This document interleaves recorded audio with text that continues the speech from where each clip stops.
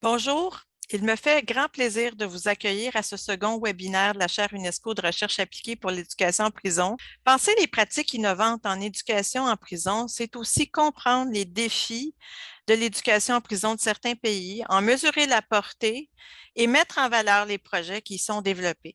Dans cet esprit, nous sommes très heureux d'accueillir des partenaires d'importance pour la chaire afin de nous présenter un état des lieux, la situation actuelle des personnes détenues au Sénégal, les défis liés à l'éducation en milieu carcéral et des exemples d'initiatives inspirantes. Pour animer cette discussion, j'ai le plaisir de vous présenter le professeur Oumar Dongo, enseignant-chercheur à l'Université Cheikh Anta Diop de Dakar et président du Centre de recherche, d'études, de formation et d'échanges académiques sur la paix, la sécurité et le développement, également membre du comité scientifique de la chaire depuis de nombreuses années.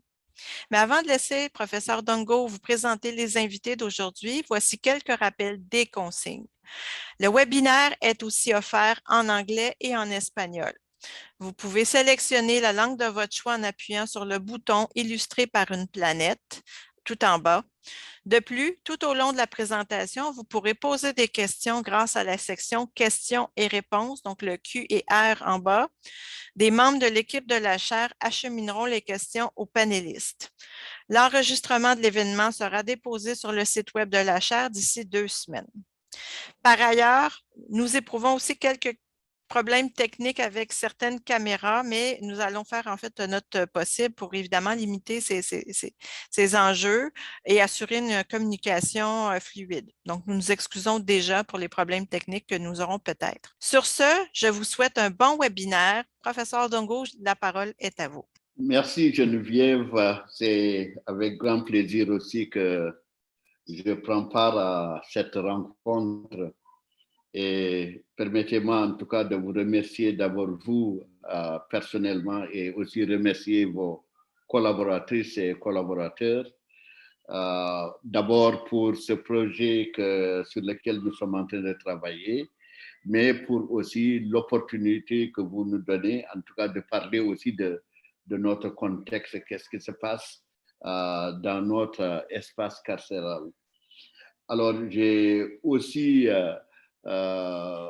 voudrais aussi vous remercier pour cette perspective parce qu'il semble que dans quelques temps, on aura aussi la possibilité d'organiser une rencontre en présentiel avec vos collaborateurs.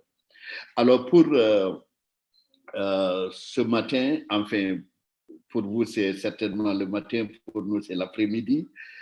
Alors,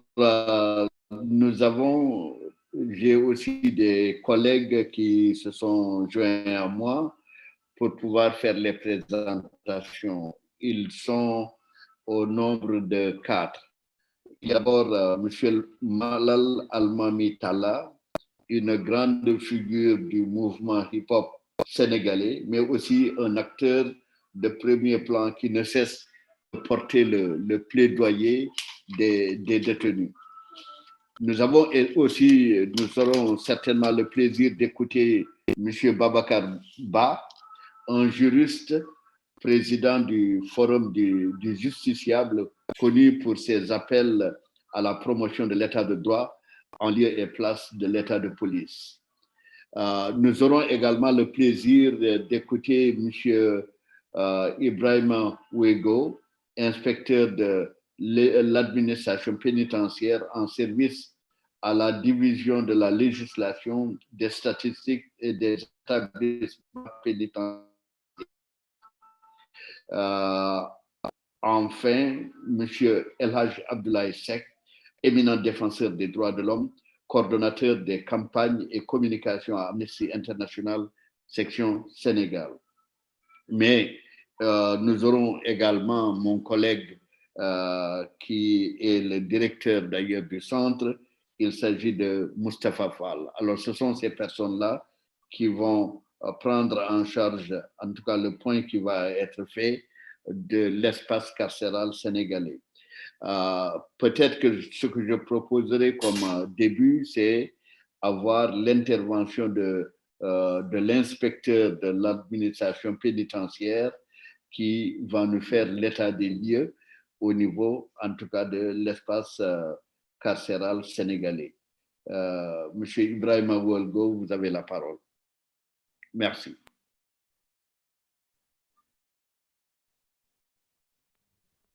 Merci beaucoup, professeur Longo. Madame la représentante de la chaire UNESCO,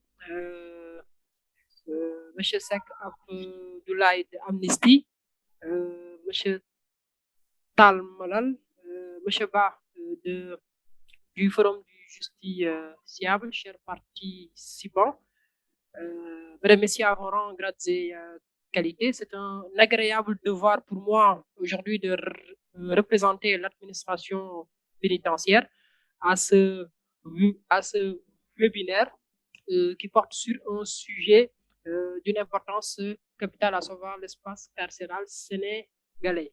Je voudrais également vous transmettre les salutations et les remerciements du directeur de l'administration pénitentiaire qui, comme vous le devinez sans doute, attache un grand intérêt au partenariat avec des organismes tels que la chaire UNESCO.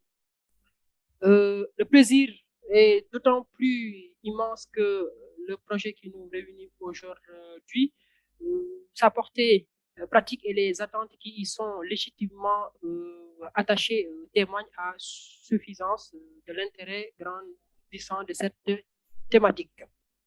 Je vais par là donc aborder la problématique du système carcéral sénégalais, ce qui m'amène à faire un état des lieux de la situation des détenus au Sénégal avant d'aborder la problématique de l'éducation et de la formation des détenus.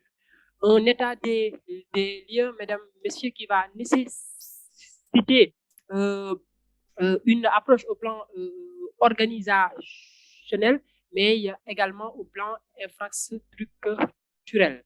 Relativement à la problématique de l'éducation et de la formation des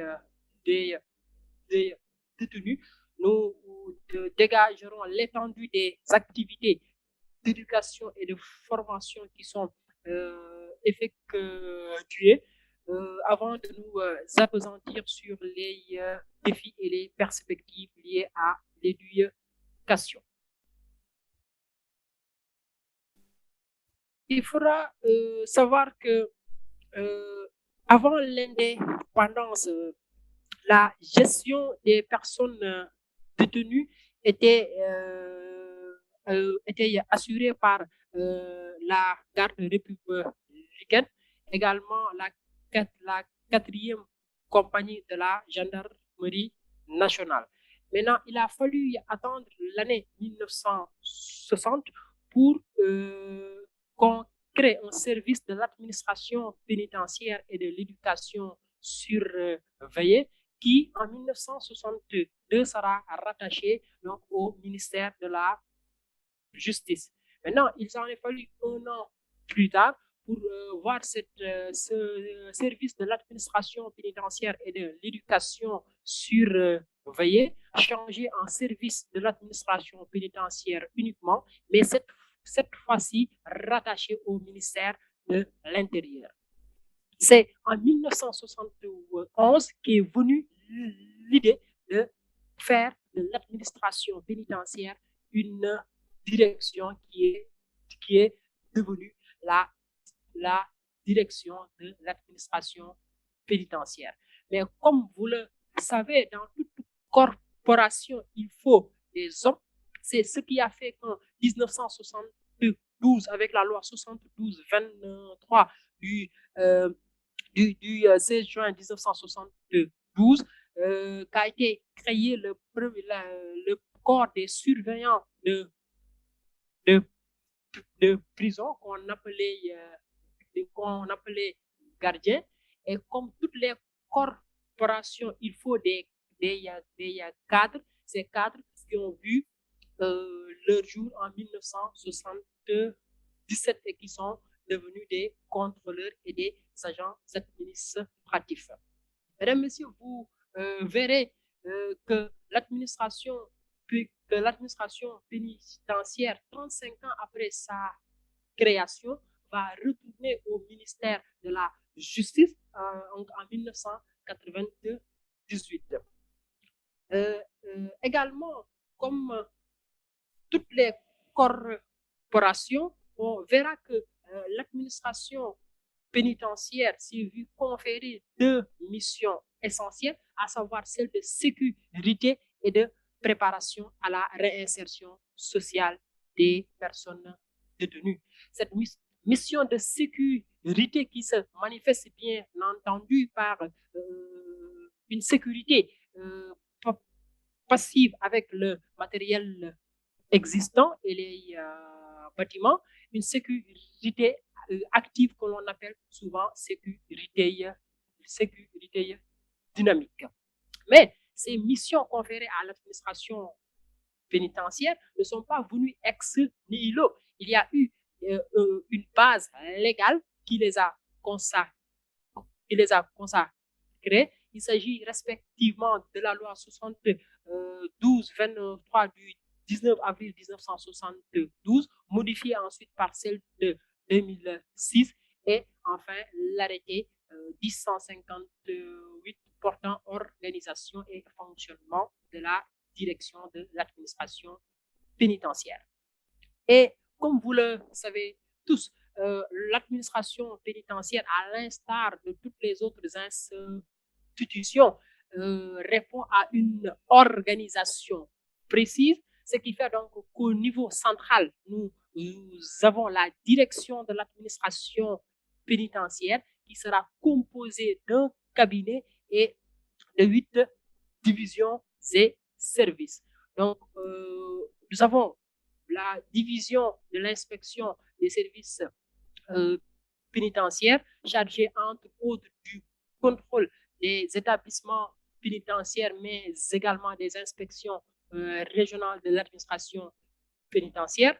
Ensuite, la division de la législation, des statistiques et des établissements pénitentiaires, chargée entre autres donc d'assurer l'élaboration des textes relatifs à l'organisation et au fonctionnement des établissements pénitentiaires. Également, la division des finances et du matériel qui se charge de tout ce qui est finances et matériel. La division des ressources humaines qui se charge de la gestion du personnel pénitentiaire. La division de la sécurité pénitentiaire. La division de la réinsertion sociale, la division médico-sociale et enfin le service de la communication.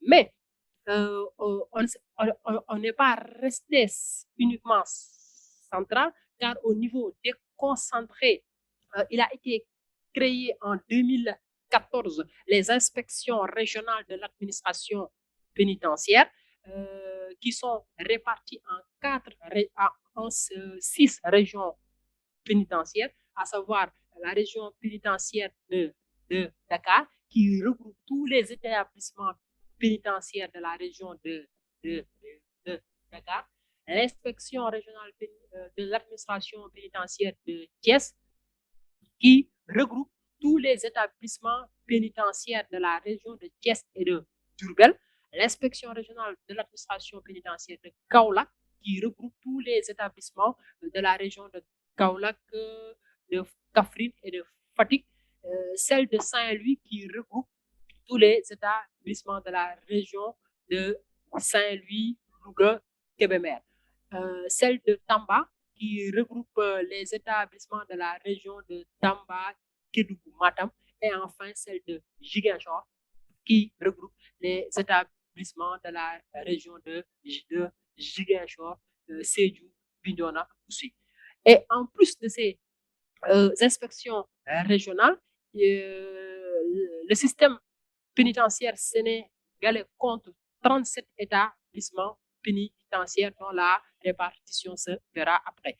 Maintenant, au-delà de ces aspects-là, et malgré les différentes réalisations effectuées depuis son existence, vous verrez que le système pénitentiaire sénégalais fait toujours face à plusieurs à plusieurs défis liés à l'éducation. Ce qui nous permettra, dans un premier temps, d'aborder l'état des lieux donc de l'éducation, l'état des lieux de la situation des détenus avant d'aborder dans un second temps la problématique liée à l'éducation. Relativement à l'état des lieux de la situation des détenus, nous verrons qu'au plan organisationnel, le système pénitentiaire sénégalais répartit les établissements pénitentiaires en 4 catégories. Nous avons deux maisons d'arrêt, une maison de correction, 2 camps pénaux et 32 maisons d'arrêt et de correction. Maintenant, il s'avère opportun de voir la spécificité de chaque catégorie d'établissement pénitentiaire. S'agissant des maisons d'arrêt, ils sont considérés comme étant les établissements qui reçoivent les inculpés, les accusés, les prévenus, les condamnés à des peines de police et les personnes qui sont placées sous contrainte par corps. Donc, c'est des établissements en principe qui ne reçoivent que des personnes qui sont sous le régime de la détention provisoire avec exceptionnellement une extension donc, à des condamnés. Pour ce qui est des maisons de correction, elles reçoivent les condamnés à des peines correctionnelles qui sont inférieures à 1 an. S'agissant des camps pénaux, ils reçoivent les condamnés à une peine supérieure à 1 an ou des personnes dont le reste de la peine est supérieur à 1 an.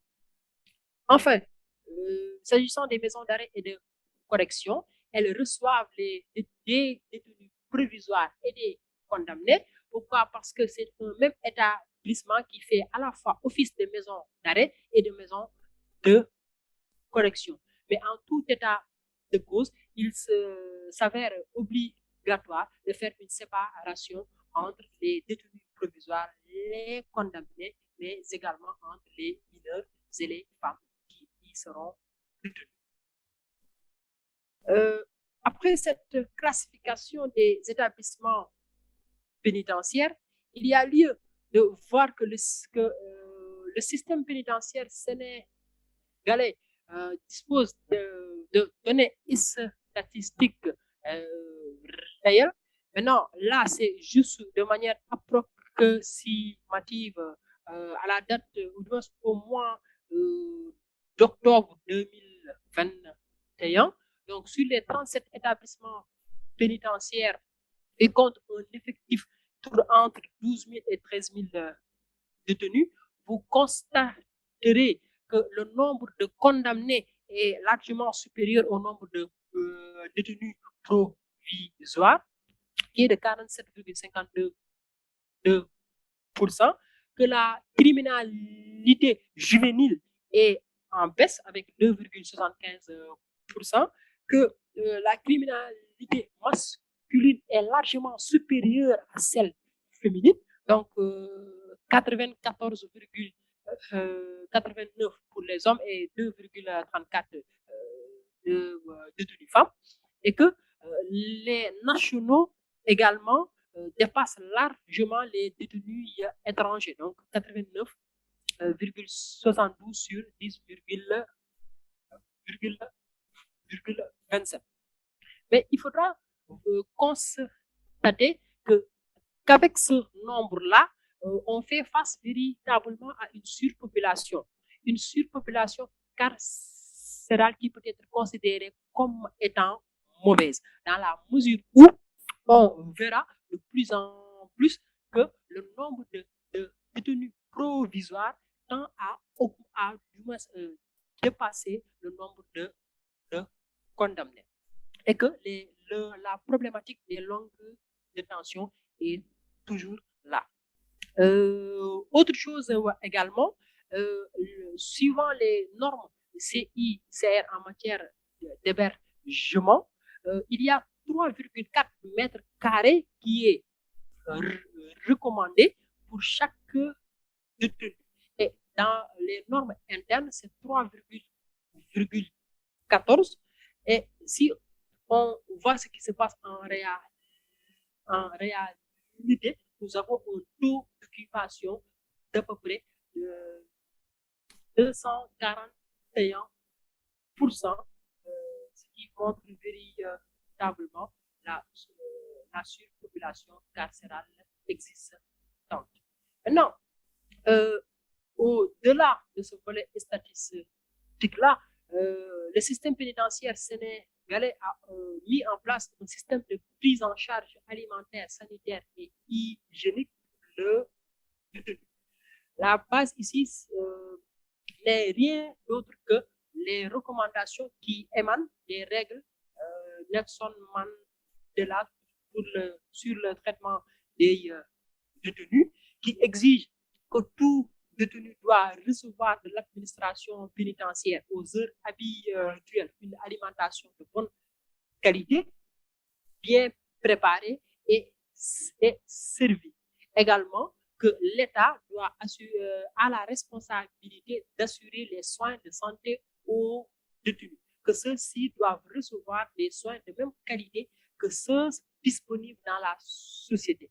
Donc, c'est en application de ces deux règles-là, émanant des règles Mandela, qu'au Sénégal, qu'une ligne budgétaire a été dégagée pour quand même assurer la prise en charge alimentaire et sanitaire des détenus. Ce qui fait donc qu'on leur assure les 3 repas journaliers, contrairement à ce qui se fait dans beaucoup de pays de la sous-région où les détenus n'ont droit qu'à un seul repas par jour. Au-delà donc de cette prise en charge alimentaire et sanitaire, au plan hygiénique, vous verrez donc qu'une ration en savon donc est souvent dotée aux détenus, toujours donc pour être en phase un peu avec la règle 18 de l'ensemble des règles de l'ensemble des règles minimum, qui exige donc que les détenus sont tenus de veiller à leur propreté personnelle et doivent pour ce faire disposer d'eau et des articles de toilette nécessaires à leur santé et à leur hygiène corporelle. Donc c'est ce qui fait donc qu'une ration de 50 grammes de savon est distribuée à chaque détenu la semaine, par jour, soit 350 grammes de savon par semaine. L'autre précision également porte sur l'indemnité journalière qui est allouée donc, aux détenus pour leur prise en charge alimentaire, sanitaire et hygiénique, qui est de 1054 francs par jour et par détenu. Donc, après cet état des lieux sur la situation, des détenus, on va se rendre compte que les activités de préparation à la réinsertion sociale sont fortement encouragées, bien sûr parce qu'elles font partie des missions assignées à l'administration pénitentiaire. Donc, c'est ce qui fait qu'au sein de chaque établissement pénitentiaire, des activités religieuses, sociales, le travail pénitentiaire et des activités éducatives sont souvent menées. S'agissant des activités religieuses, elles se manifestent à travers la liberté de culte qui est donnée qui est conférée aux détenus. Également, l'existence d'activités physiques et sportives. Au plan social, il y a le soutien moral qui est apporté aux détenus. D'ailleurs, il y a l'instauration au sein de chaque établissement pénitentiaire d'un service socio-éducatif qui se charge donc de tout ce qui est activité sociale.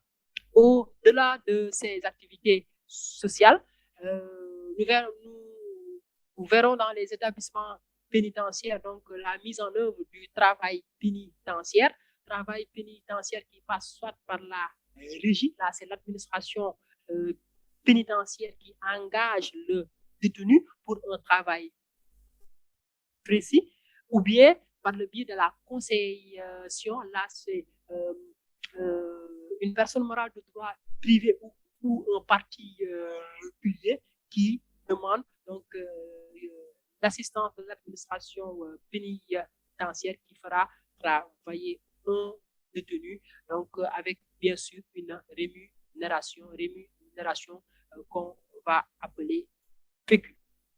Relativement aux activités d'éducation et de formation, elles sont quand même courantes au sein des établissements pénitentiaires et nous le verrons dans les développements.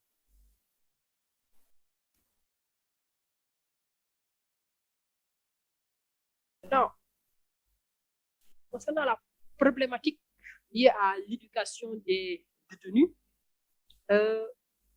plusieurs activités donc, sont menées au sein des établissements pénitentiaires en matière d'éducation et de formation.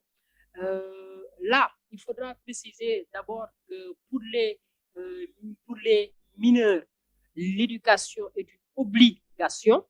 Donc, c'est l'éducation française, bien sûr, avec aussi un système d'alphabétisation. Donc, nous verrons dans ces activités éducatives-là des cours d'alphabétisation en français, en anglais et dans toutes les langues et dans plusieurs langues nationales donc, qui sont menées au sein des établissements pénitentiaires. Et là, nous avons quand même l'appui du programme national d'alphabétisation des jeunes et des adultes, donc dans chaque État, qui intervient dans chaque établissement pénitentiaire. Également, des cours d'arabe et ou d'éducation religieuse sont dispensés au sein des établissements pénitentiaires, soit par les détenus, soit par des personnes extérieures. Également, on a ouvert 2 classes d'alphabétisation à la maison d'arrêt pour femmes de liberté 6.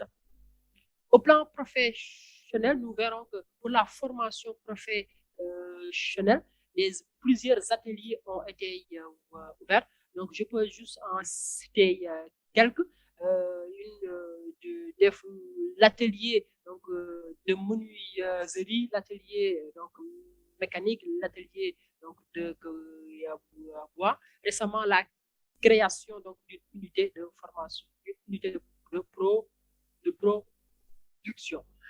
Donc, au plan de la réinsertion, toujours, il y a eu le démarrage du garage, donc avec des activités phares, également une imprimerie qui est en train d'être construite à Anne, aussi la formation de détenus en maraîchage, en aviculture, aquaculture, pour ne citer que cela. Et maintenant, pour les défis qui sont liés à l'éducation, donc on est confronté souvent à un problème de budget. L'administration pénitentiaire ne dispose pas d'un budget pour la préparation à la réinsertion sociale. Également, un déficit de personnel existant. Aussi, la surpopulation carcérale qui ne facilite pas trop l'éducation. Et enfin, donc, le délabrement des locaux. En perspective, bien sûr, nous verrons donc que l'administration pénitentiaire tient à accent d'effectuer la formation continue personnelle, de poursuivre la création des ateliers au sein des établissements pénitentiaires, d'inciter également les autorités administratives pour la mise à disposition d'un fonds de réinsertion sociale et enfin, donc la modernisation de la boulangerie artisanale de la maison d'arrêt et de correction de Kédougou. Voilà, mesdames, messieurs, chers participants, quelques éléments de réponse que nous souhaitons sur la thématique relative à la problématique du système carcéral sénégalais.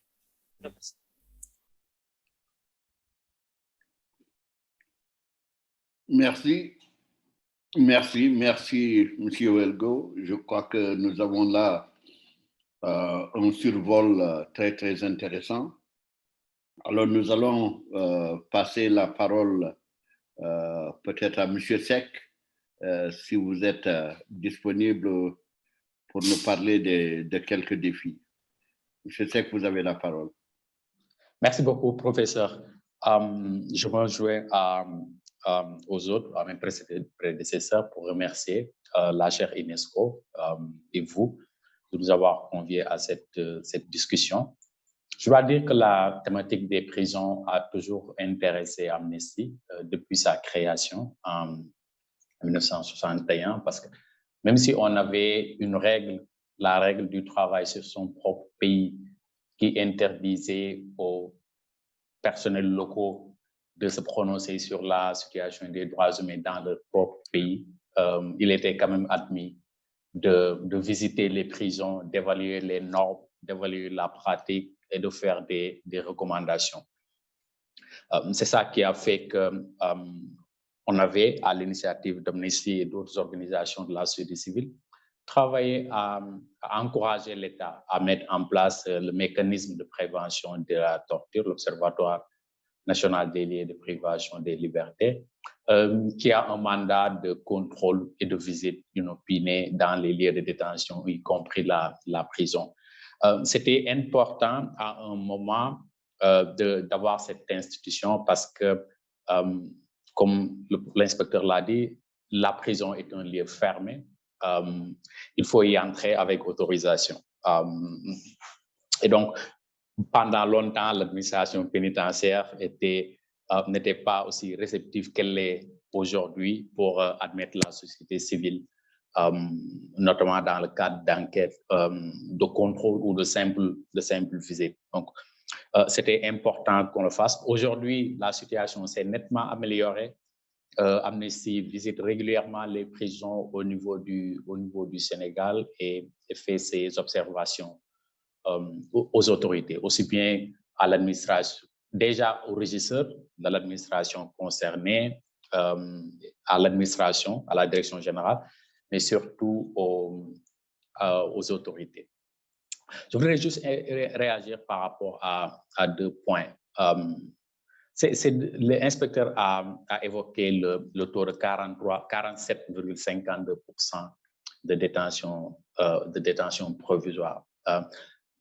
Pour qu'on comprenne bien, ceux qui sont en détention provisoire, c'est des personnes qui sont arrêtées et qui n'ont pas encore jugé. Donc, dont on ne sait pas si les raisons pour lesquelles ont été arrêtés sont valables ou non. Ou alors si on a les preuves de leur culpabilité ou non. Et donc, un taux aussi important et doit attirer l'attention. Tout n'est pas de la responsabilité de l'administration pénitentiaire. Je ne suis même pas sûr qu'il y a une responsable de l'administration pénitentiaire dans cela. Ce qu'il faut questionner, c'est la phase antérieure à la réception du détenu dans la prison et donc la marche de la justice. Au Sénégal, on met les gens en prison de façon très facile. Il y a deux entités qui permettent, sur la base de la législation, de placer une personne sous mandat de dépôt. C'est le juge d'instruction lorsqu'il y a une enquête est ouverte et c'est le procureur de la République qui est une partie poursuivante. Ce qui pose déjà problème, c'est le fait qu'une partie qui poursuit, qui n'a pas encore toutes les preuves ou dont les preuves n'ont pas été toujours validées, a la capacité de mettre quelqu'un sous mandat de dépôt. Ça, c'est un premier problème qu'il faut interroger. Et si on prend le pourcentage de détenus aujourd'hui qui ont été placés sous mandat de dépôt par le parquet comparé aux détenus qui l'ont été par le juge d'instruction, on voit tout de suite l'inégalité. Et on voit que les gens sont mis en prison dans le cadre d'une enquête. C'est pourquoi d'ailleurs, à la suite de la commission Abdoulaye Makhtar Mbow et des assises nationales, tous les acteurs qui s'intéressent à la question de la détention avaient suggéré la mise en place d'un juge des libertés et de la détention qui était chargé de veiller sur les conditions. En se posant des questions très simples, est-ce que la détention était justifiée? Est-ce qu'on avait suffisamment de preuves sur la base de la présomption d'innocence? Est-ce que cette détention était obligatoire et qui pose un peu le principe de la liberté sur la détention, parce qu'il ne doit pas l'oublier. La liberté reste et doit rester le principe sur la restriction de la liberté. Ou alors, est-ce qu'il n'y a pas d'autres alternatives que pose la loi ou que permet la pratique pour que la personne puisse rester à la disposition de la loi, mais qu'il puisse également être en liberté. C'est dommage que depuis que ces idées ont été évoquées, il n'y a pas de suite par rapport à cela, mais on pense que c'est quelque chose qui est nécessaire. Il nous faut également faire un état des lieux des dossiers en instruction. On n'a pas encore d'éléments matériels qui permettent de le prouver, mais les associations qui s'occupent des prisons évoquent ces cas de perte de dossier, ou alors de personnes qui sont restées en prison. Je pense que l'inspecteur pourra nous clarifier sur ça, qui sont restés des prisons pendant des périodes qui excèdent la peine encourue.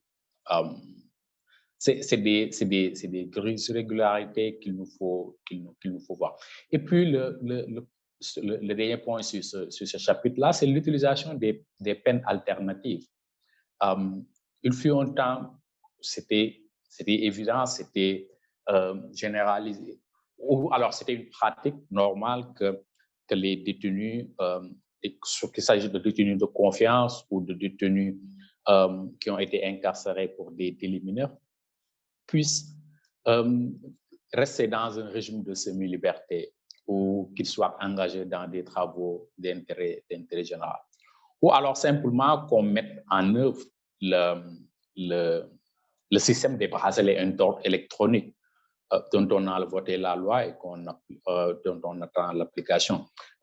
Tout cela doit entrer dans une perspective. Si on est d'accord que la liberté est l'expression et qu'on doit tout faire, étudier toutes les options, mettre en place tous les mécanismes pour que la personne puisse bénéficier de sa liberté et que la mise en détention, la restriction de la liberté soit l'exception, je pense qu'on pourra trouver des éléments assez importants. Mon avant-dernier point, c'est un peu la préparation à la sortie. L'inspecteur l'a évoqué tout à l'heure. Il y a tout un ensemble de programmes de formation qui sont développés en milieu carcéral. Mais je pense qu'il nous faut faire deux choses en complément de cela. Il nous faut davantage sensibiliser les populations parce qu'on a toujours ce regard-là du milieu carcéral comme un milieu de brigands et de voyous. Et du coup, même s'il y a des règles ou de réglementation ou des pratiques considérées comme normales, l'opinion considère la plupart du temps que c'est des personnes qui sont fautives, c'est des personnes qui sont coupables, c'est des personnes qui ne méritent pas un traitement digne. Ce qui fait qu'il n'y a pas beaucoup de soutien de l'extérieur par rapport à la condition au niveau carcéral. Il nous faut également, dans ce même ordre, et pour faciliter la réinsertion, associer le secteur privé et les instituts de formation pour que on forme les gens à des métiers ou à des connaissances qui leur permettent de se réinsérer. Parce que si on a des détenus ou des anciens détenus qui sortent avec des formations ou des compétences, mais qui ne sont pas disponibles, qui ne sont pas demandées sur le marché du travail, je pense qu'il peut y avoir des difficultés de réinsertion. L'administration pénitentiaire fait un travail important et je pense qu'il faut l'évoquer. Le dernier point que je voudrais évoquer avant de venir sur les 2 points qu'Amnesty fait, c'est également nous appesantir sur les conditions de travail des agents de l'administration pénitentiaire. On n'entend pas toujours on n'évoque pas toujours leur situation. Et je pense que la manière dont ils travaillent peut avoir un impact négatif dans la manière dont le milieu carcéral est géré. Déjà, ils ne sont pas nombreux. Ils sont soumis à un rythme de travail très intense, qui fait que, voilà, il y a la fatigue, il y a le stress, il y a toutes les autres difficultés qui font que ça peut se réagir sur les relations entre les détenus et eux. Parce que la seule différence entre un gardien de prison et un détenu, c'est le fait que la personne rentre chez lui le soir ou alors rentre chez lui après son cycle de travail. Sinon, ils vivent également les mêmes conditions que les détenus. Donc, il faudrait que tous les acteurs travaillent à faire un plaidoyer dans ce sens-là. Ce sur quoi nous travaillons, c'est une analyse que nous avons commencé afin d'évaluer la pratique des condamnations, d'évaluer les peines généralement qui aboutissent à des condamnations. Parce qu'on pense que dans notre législation pénale, il y a des infractions mineures, il y a des délits mineurs qui ne nécessitent pas de mettre la personne en prison. Il nous faut analyser tout cela à l'aune de la pratique, à l'aune de l'expérience des cabinets d'instruction, des parquets, de la pratique de l'administration pénitentiaire, pour faire en sorte qu'on mette en prison que les personnes dont la détention est nécessaire. Si tous les acteurs travaillent dans ce sens-là, je pense que ça devrait aboutir sur quelque chose, parce que je crois, c'est une conviction chez nous, que dans ce secteur-là, il faut que la société civile et l'État travaillent ensemble pour évoquer les problèmes, les évoquer ouvertement, mais surtout faire en sorte qu'on puisse trouver des solutions. C'est en tout cas ce qu'on essaie de faire, nous, avec l'administration pénitentiaire. Parce qu'à chaque fois qu'on visite une prison et qu'il y a des demandes ou des besoins qui sont exprimés et que nous pouvons prendre en charge, on le fait en bonne intelligence avec l'administration pénitentiaire. Donc, s'il y a vraiment un message à faire passer, c'est de toujours nous rappeler que la liberté est le principe, la détention est l'exception et que tous les acteurs doivent travailler ensemble. Donc, voilà les éléments que je voulais partager. Merci, M. Seck. Je crois que nous avons quand même, en tout cas, eu beaucoup d'informations, mais nous sommes aussi rattrapés par les contraintes de temps. Je ne sais pas si M. Babacar Ba est connecté. Merci beaucoup, professeur, et merci également aux organisateurs de ce panel. Alors, je voudrais commencer, vu que nous avons un impératif de temps, donc je vais aller très vite, et tout en sachant que mon prédécesseur, Abdoulaye Seck, pratiquement, il a fait le plaidoyer que la société civile, en tout cas, a toujours mis en avant. Donc, je pense qu'il a tout résumé. Alors, très rapidement, je vais peut-être revenir sur 3 aspects. En tout cas, 3 aspects qui me paraissent, en fait, qui aujourd'hui, qu'on pourrait considérer comme les problèmes fondamentaux, en tout cas, de l'administration pénitentiaire. D'abord, au niveau des prisons, et là, je pense que la société civile l'a toujours, en tout cas, dénoncé. Aujourd'hui, il faut noter que le surpeuplement carcéral pose un véritable problème au sein des prisons. Et ce surpeuplement, tout à l'heure, je pense que M. Seck a évoqué aujourd'hui les raisons. D'abord, nous avons un système judiciaire qui est très répressif pour certains délits mineurs. Le procureur n'hésite pas aujourd'hui à délivrer un mandat de dépôt. Donc, aujourd'hui, il faut reconnaître que sur certains délits qui nécessitaient soit de mettre la personne sous contrôle judiciaire, en lieu et place, c'est un mandat de dépôt qui est quand même délivré. Et ça, je pense que quelque chose que nous avons dénoncé. Et je me rappelle où le professeur Ismaël Madior Fall était encore ministre de la Justice, lui-même, il avait remarqué que les mandats de dépôt sont délivrés de manière systématique. Et à l'époque, il avait même invité à travers une circulaire les chefs de parquet à revoir la manière dont aujourd'hui les mandats de dépôt sont délivrés, tout en sachant qu'également, M. Seck l'a relevé, que le procureur est une partie au procès. Le procureur, c'est quelqu'un, en tout cas, qui n'est pas neutre. Le procureur n'est pas un juge du siège. Donc, c'est une partie au procès.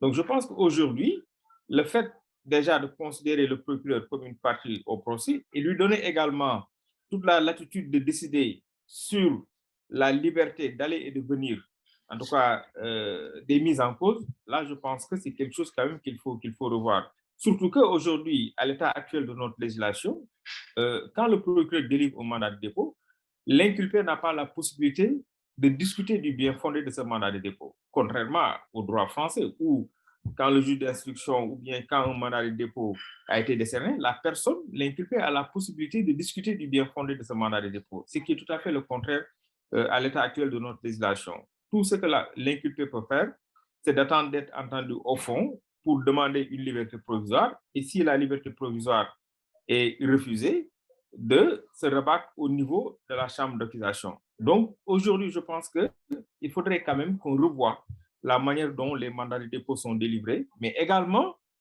aller dans le sens aujourd'hui de donner la personne, à défaut quand même de réglementer ça, de donner la personne peut-être l'inculpé la possibilité d'attaquer au moins les bien fondés de ce mandat de dépôt.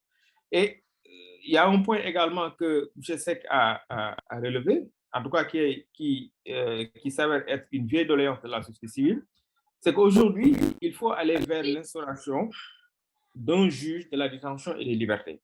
Encore une fois de plus, comme je vous l'ai dit, le procureur n'est pas un magistrat du siège. Le procureur est une partie au procès. Donc, je pense qu'il faut aller vers l'instauration d'un juge de la détention et des libertés qui sera un juge du siège. Et à partir de ce moment, il appartiendra à ce magistrat-là du siège quand même de décider s'il y a nécessité de délivrer un mandat de dépôt ou pas, pour décider en tout cas de manière objective sur la liberté d'aller et de venir des personnes. Et l'autre aspect que je voudrais encore souligner, c'est la question des longues détentions. Et là, je pense que c'est le cri de cœur, en tout cas des justiciables, c'est le cri de cœur des détenus.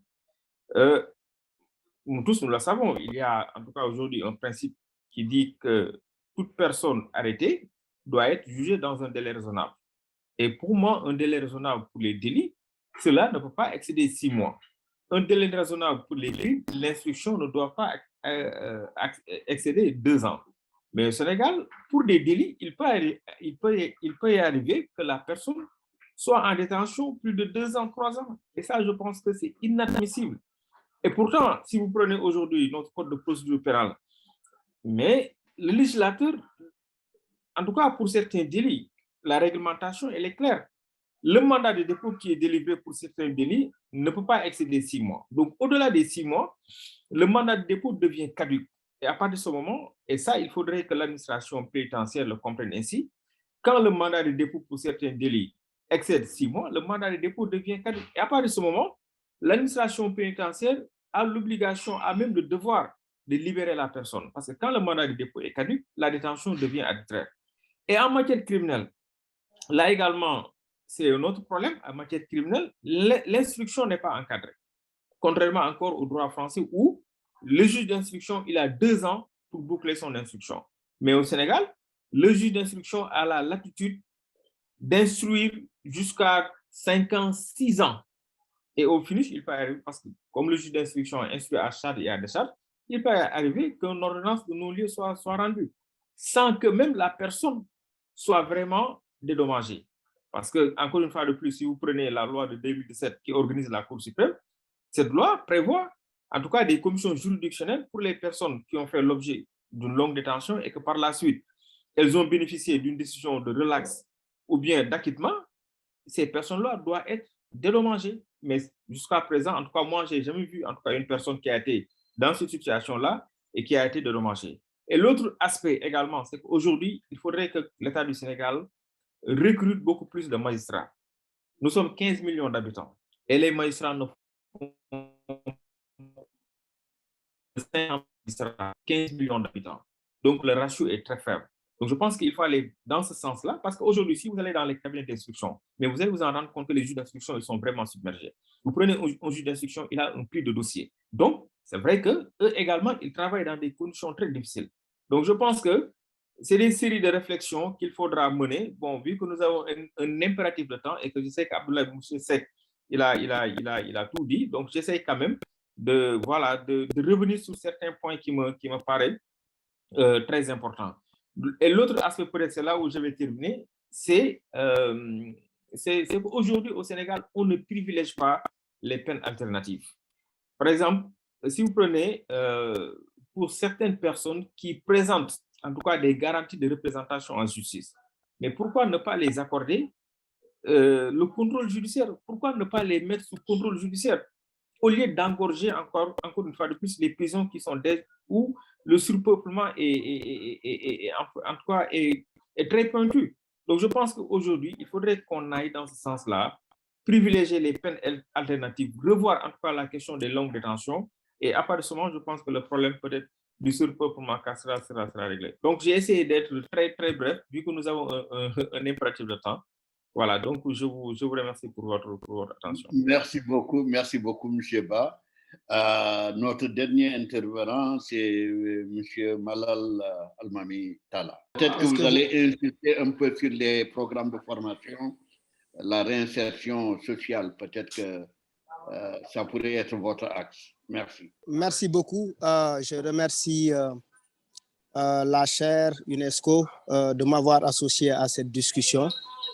Je remercie effectivement Michel Seck avec qui nous avons travaillé à travers Amnesty International. Je remercie également Michel Ndongo avec qui je collabore depuis très très longtemps. Oui, pour moi la formation en milieu carcéral est un programme et quelque chose de très très important. Parce qu'il permet effectivement d'anticiper, la réinsertion sociale. Elle permet d'anticiper la réinsertion sociale dans la mesure où effectivement elle permet aux détenus effectivement d'acquérir un certain nombre de connaissances, un certain nombre de compétences.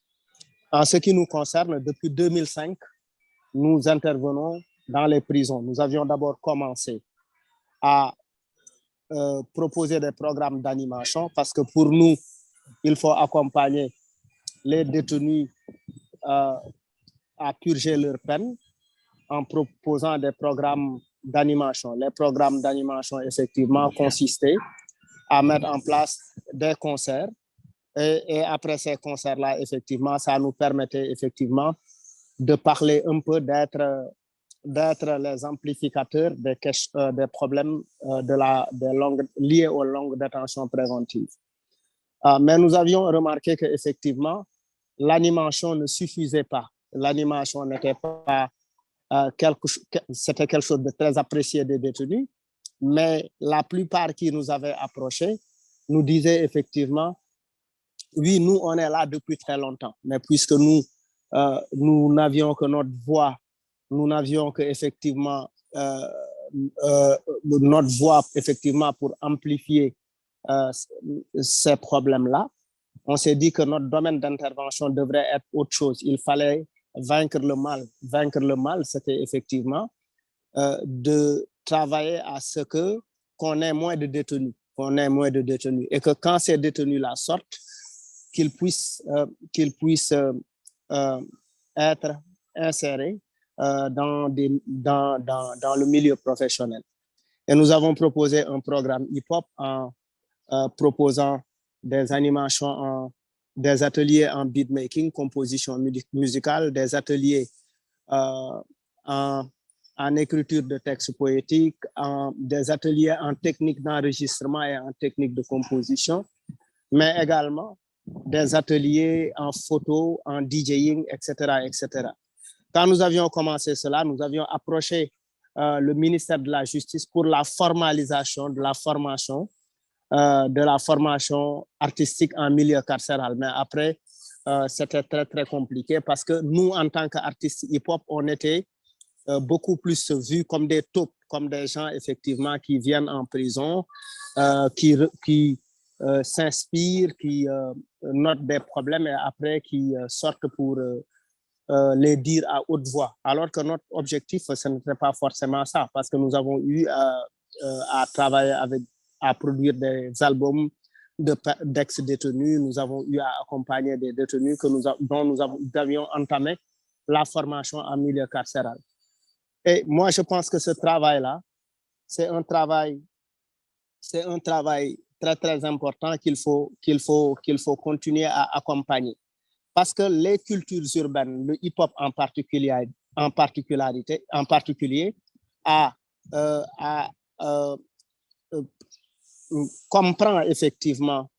comprend les détenus. Parce qu'effectivement, le hip-hop s'inspire de la rue. Les détenus et le monde du hip-hop partagent quelque chose. Ce qu'ils partagent, c'est la rue.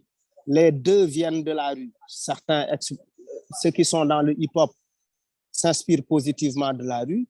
Et la plupart qui sont dans le milieu carcéral, les jeunes qui sont arrêtés pour des histoires d'agression, qui sont arrêtés pour des histoires de braquage, etc., etc. Ces deux jeunes se comprennent. Ils parlent le même langage.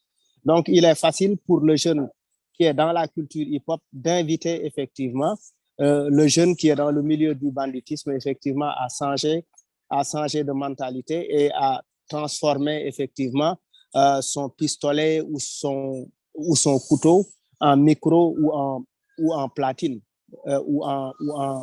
pour devenir un disque, pour devenir un DJ ou pour devenir un bon beatmaker qui gagne finalement sa vie. Ce travail-là, nous continuons à le faire et nous avions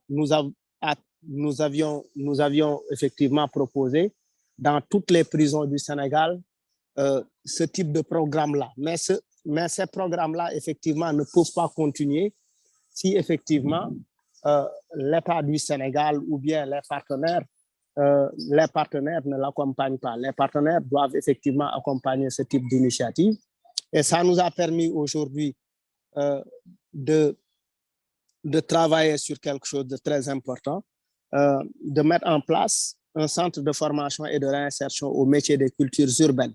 Parce que pour nous, oui, il est très bien d'intervenir en prison, mais il faut aussi travailler sur les questions de délinquance dans les quartiers pour éviter que la plupart de ces jeunes-là aillent en prison. C'est pourquoi nous avons effectivement ce centre-là qui est Guédiawaye Hip Hop, qui accompagne ces jeunes dans leur pratique des arts urbains. Ces formations sont très efficaces. Moi, j'ai vu à travers plusieurs programmes des jeunes qui ont été accompagnés en prison et qui aujourd'hui travaillent, par exemple, le film Wallabok qui a été récompensé lors du FESPACO. La plupart des jeunes ce film a été réalisé. Bon, la réalisatrice, c'est Fatou Kandé Senghor, mais les jeunes qui ont travaillé dedans en tant que caméraman, en tant que monteur, en tant qu'infographe, c'est des jeunes, effectivement, que nous avions retrouvés à la prison de Forbes et qui ont été accompagnés à travers un programme soutenu par les Nations Unies. Moi, je pense qu'effectivement, et Osiwa également, ça c'est très important. Aujourd'hui, au niveau du centre Guédiawaye Hip Hop, nous avons beaucoup de jeunes qui sont aujourd'hui des photographes professionnels, qui sont des vidéastes professionnels, qui sont devenus de très grands professionnels. Pour dire que la réinsertion ne doit pas être, doit intégrer la formation hip-hop doit intégrer le milieu carcéral. Moi, je pense qu'il faut qu'on arrive effectivement à créer des studios d'enregistrement à l'intérieur, à créer des espaces effectivement de formation à l'intérieur du centre, comme il y a la menuiserie, la couture, etc., etc. Et cette culture urbaine, elle parle beaucoup plus à ces jeunes-là parce qu'elle a un côté philosophique, les cultures urbaines. Elle a un côté philosophique, elle a une dimension politique, elle a une dimension sociale. Et ces dimensions-là peuvent aider à anticiper, peuvent beaucoup apporter à la réinsertion sociale. Moi, je pense que il y a beaucoup à faire, beaucoup à faire. D'ailleurs, même le 16 décembre prochain, je présente un concert avec notre organisation à la prison du camp pénal de Liberté 6. Et ce concert a pour objectif effectivement d'apaiser la tension en milieu carcéral parce que c'est très, très tendu, parce que la COVID aussi a eu des impacts. Parce que la COVID a réduit les restrictions de la COVID ont fait qu'effectivement, les détenus ne pouvaient plus parler à leurs parents, etc., etc. Mais également, nous organisons des ateliers, nous mettons en place des ateliers en DJing, en graffiti, en beatmaking à la prison des mineurs de Forbé du 16 au 27 décembre de ce mois-là dans le cadre de notre festival Guédiawaye Bayram. Moi, je pense qu'il y a beaucoup de choses et surtout les cultures urbaines peuvent beaucoup apporter à la question de la réinsertion sociale et de l'éducation des détenus en termes d'anticipation de leur réinsertion sociale. Merci, M. Talla. Je crois que nous venons de faire le tour. Nous avons nos 4 intervenants. Je crois que l'espace est balisé. Il ne reste qu'à donner la parole à M. Moustapha Fall pour voir à peu près les interpellations possibles, les questions posées avant de revenir pour les derniers mots. Alors, M. Moustapha Fall, vous avez la parole.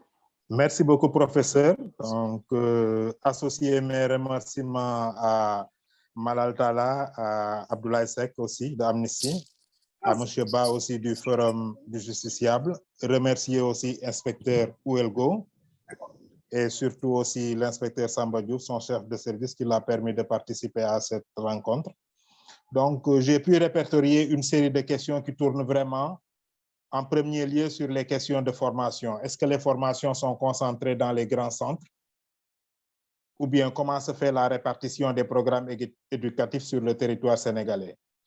Il y a aussi des questions en lien avec les cours d'alphabétisation. Est-ce que les mineurs et les adultes sont en même temps dans les cours? Il y a la question de la surpopulation carcérale qui est revenue aussi pour dire qu'avec cette donne-là, comment se fait la répartition des programmes au niveau des détenus? Hein? Est-ce qu'il y a des programmes spécifiques de réinsertion sociale pour les détenus? Donc, au niveau des questions 5, on parle des données sur l'accès sur les services éducatifs. Est-ce que ces données sont publiques? Et quelle est la perception que la population carcérale a par rapport à ces services qui sont offerts? Donc, une 6e question qui tourne plus sur l'implication d'un programme international pour faciliter l'éducation dans les prisons. Quels seraient les besoins principaux du Sénégal? Et comme dernière question, ça parle plus de comment les acteurs internationaux peuvent-ils aider le Sénégal dans la promotion des services éducatifs en prison. Voilà en gros ramassé toutes les questions que j'ai pu recueillir à travers les participants.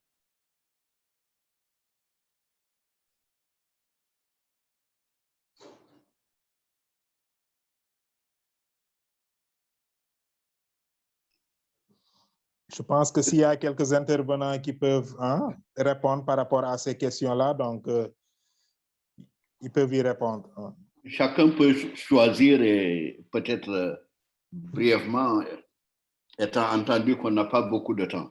Oui, moi, je voudrais répondre un peu à la question de la répartition, effectivement, de la question de la formation et de l'éducation au niveau de toutes les prisons. Moi, je pense que c'est effectivement quelque chose de possible parce que je parle par rapport à mon domaine, par rapport aux cultures urbaines. Les cultures urbaines, effectivement, sont très organisées. Par exemple, vous allez un peu partout. Au Sénégal, il y a un réseau des cultures urbaines. Et il y a le réseau des cultures urbaines. Et toutes les organisations, effectivement, sont très intéressées à travailler, effectivement, dans le milieu carcéral. Et je pense que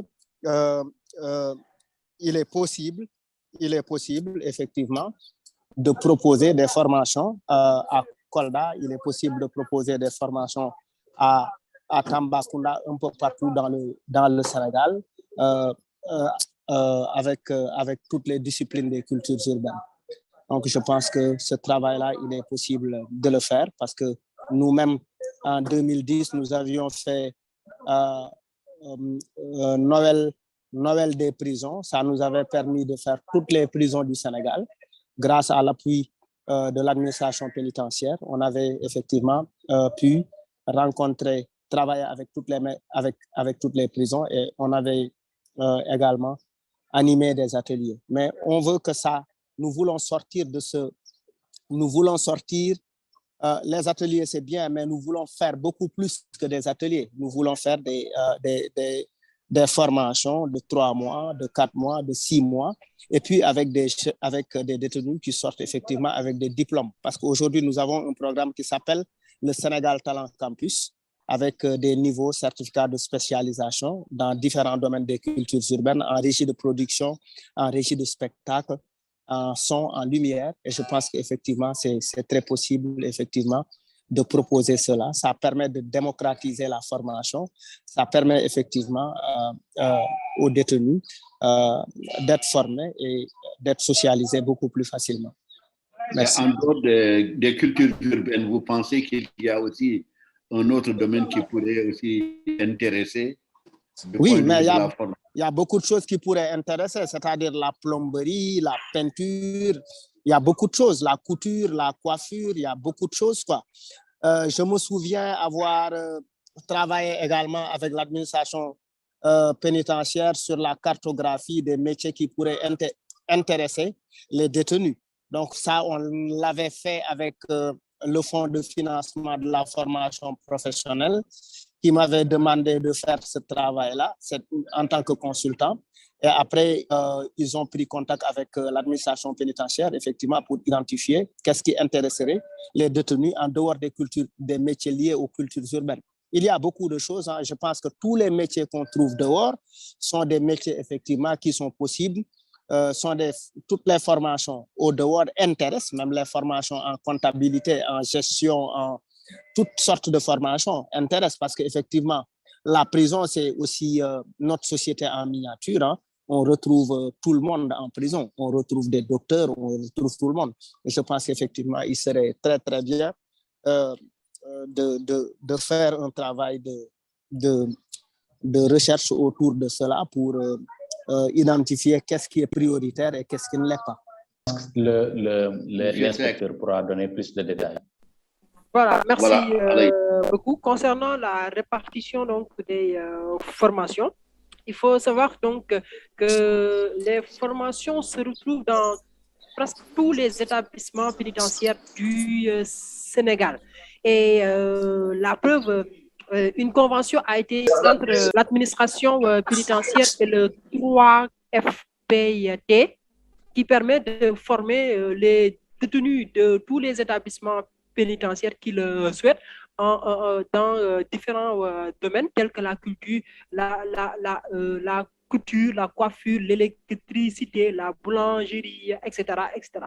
Donc, il n'y a pas une centralisation des formations, ce qui fait donc que chaque établissement pénitentiaire donc soit bénéficiaires. Également, en ce qui concerne l'éducation, les cours d'alphabétisation, il faudra comprendre que les cours sont obligatoires pour tous les détenus mineurs. Donc là, il n'y a pas de différence entre le détenu mineur qui se trouve à Dakar ou bien à Saint-Louis. Donc, c'est lui pareil au même. Et bien sûr, il y a une différenciation entre les cours qui sont donnés aux mineurs et les cours qui sont donnés aux majeurs, dans la mesure où il est impossible de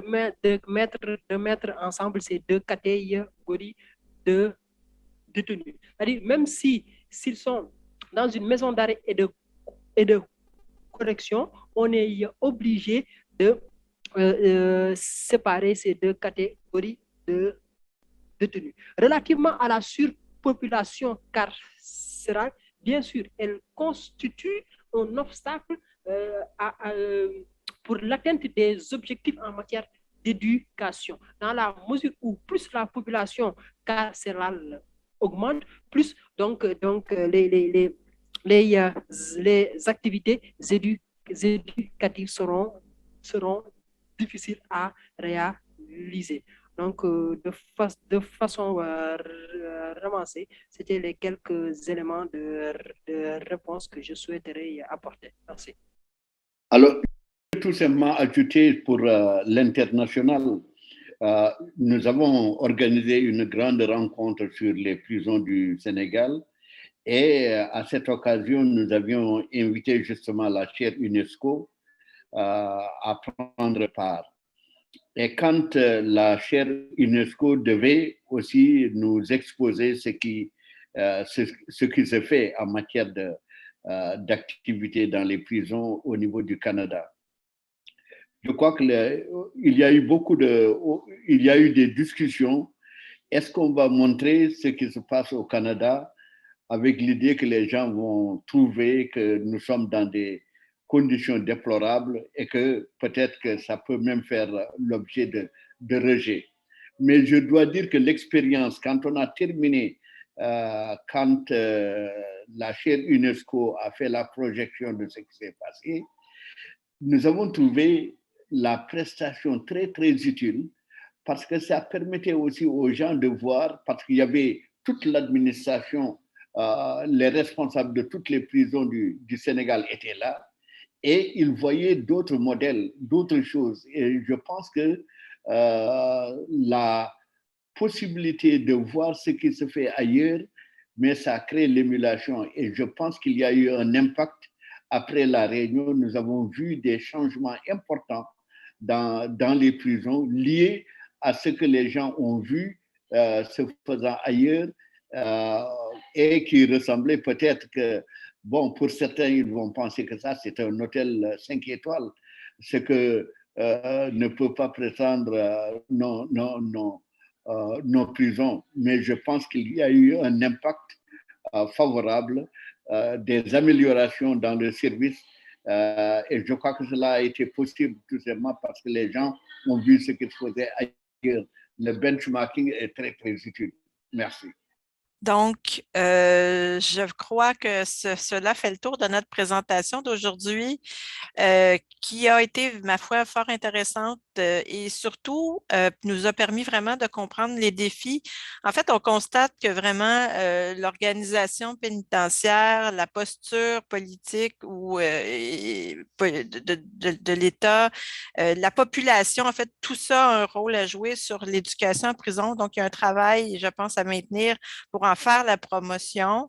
Monsieur Fall, vous vouliez intervenir? Je peux vous laisser la parole. Oui, Geneviève, effectivement, il y a 3 questions spécifiques qui m'ont été adressées. Donc, je pense qu'une question, ça a été répondu tout à l'heure par Malal. Il s'agissait des types d'interventions informelles qui pourraient être développées, outre le hip-hop, pour faciliter la réinsertion sociale. Je pense que Malal en a parlé.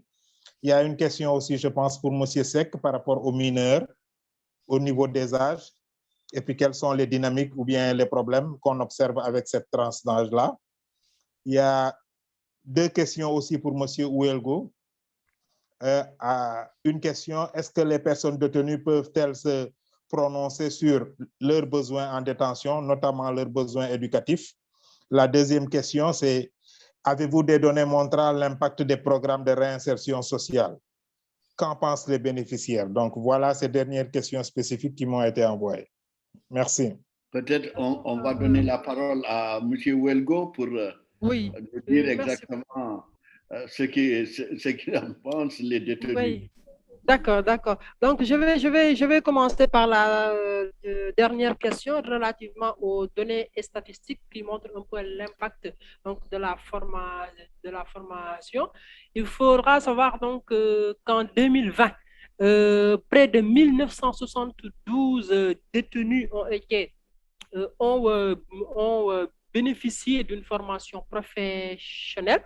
Donc, que ce soit les formations qui ont été offertes par le 3FPT ou par les autres organismes dans divers domaines. Donc, maraîchage, culture, agriculture, aviculture, pisciculture, mécanique, boulangerie, etc.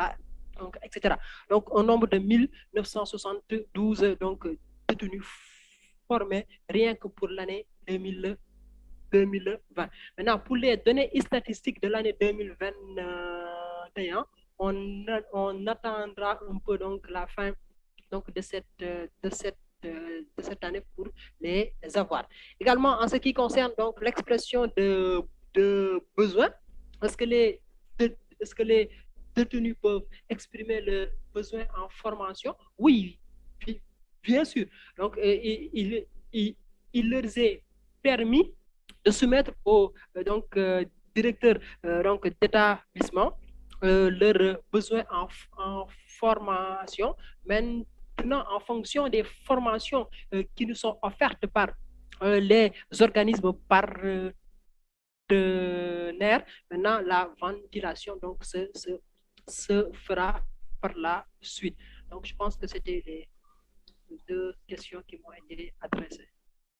Je vois aussi qu'en matière de poésie, peut-être qu'on n'a pas tellement abordé cette question-là.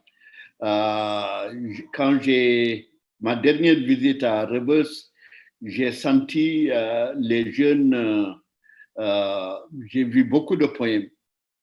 Et ils arrivent un peu à parler de leurs conditions, mais à donner une dimension positive. Cette souffrance-là, c'est une souffrance aussi qui prépare à un avenir meilleur. Et j'ai vu d'ailleurs beaucoup d'analogies entre eux, ce qu'ils sont en train de faire en prison, et un des symboles, un marabout qui a été déporté au Gabon et qui a souffert et qui est revenu et qui est devenu la plus grande figure charismatique du Sénégal. Et eux, ils pensent également qu'ils sont dans ce voyage-là et qu'ils pensent à un retour, mais qui va être auréolé de gloire. Donc, j'ai vu beaucoup de poèmes dans ce domaine. Donc, ils sont très, très fertiles, très féconds, et ils arrivent aussi à trouver ces analogies-là. Voilà, je vous redonne la parole, Geneviève. Merci beaucoup, professeur Dongo. Merci beaucoup à tous nos invités. En fait, ça nous donne beaucoup d'idées pour diffuser en fait ces initiatives-là dans nos prochains bulletins. Je pense que ça pourrait être pertinent pour notre lectorat international de mieux connaître ce qui se fait. Déjà, de savoir parler de culture urbaine, parler de hip-hop en prison. Je pense que c'est novateur et intéressant et pertinent. La poésie aussi.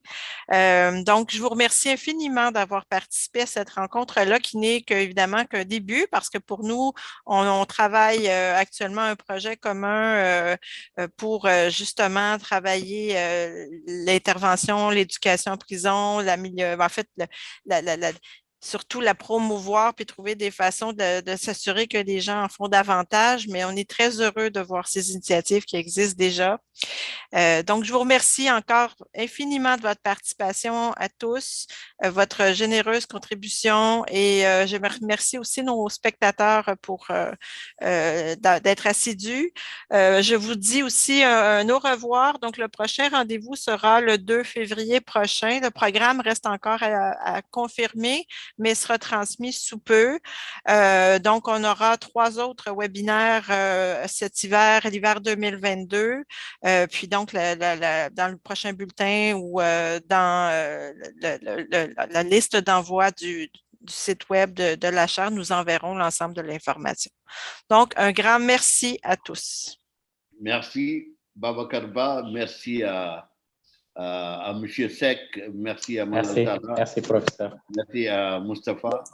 Merci, merci. Allez, merci beaucoup Geneviève. Merci à Merci. Abdoulaye.